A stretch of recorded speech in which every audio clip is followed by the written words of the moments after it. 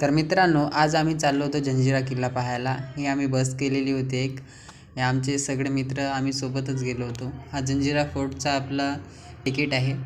इथून तिकीट घेऊन आम्ही पुढं गेलो आणि पुढं गेल्यावर आम्ही बोट केली. त्या बोटमध्ये आम्ही बसलो. बोटची आम्हाला साधारणतः 100 रुपये फी पडली आणि हे सगळेजण एवढे हॅपी होते, एवढे खुश होते.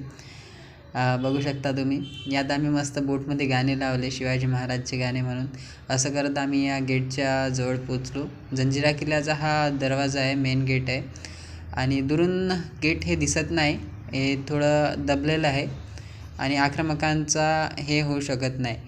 इथं 2 विहिरी आहेत, तलावसुद्धा म्हणू शकतो आपण, मोठे आहे. आणि आश्चर्याची गोष्ट अशी की यातलं जे पाणी आहे ते एकदम गोड आहे. बाहेरच्या समुद्रातलं पाणी खारं आणि इकडे पूर्ण गोड पाणी आहे. यात त्यांनी मासे वगैरे सोडलेले आहे.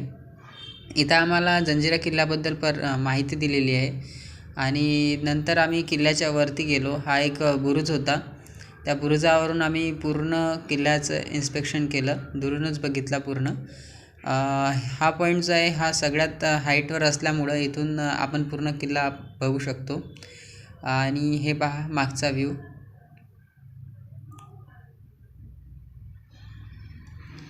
सगळे मित्र आम्ही गेलो होतो. आम्हाला साधारणतः या ट्रिपचा खर्च 1000 रुपये आला, जेवण धरून. आणि त्याच्यानंतर आम्ही गेलो एका बीचवर. हा मुरुडचा बीच आहे. बीच एवढा पण पॉश नव्हता, पण काळी कचरा वगैरे काही नव्हतं, पाणी ठीकठाक होतं.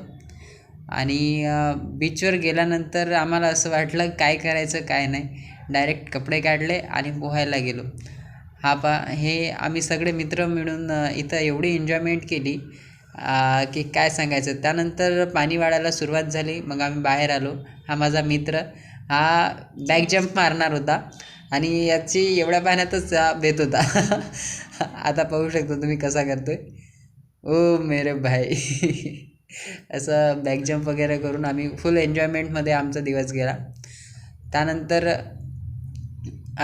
पोहता पोहता आम्हाला टाईम झाला इथेच. पाणी बघू शकता तुम्ही कसं आहे.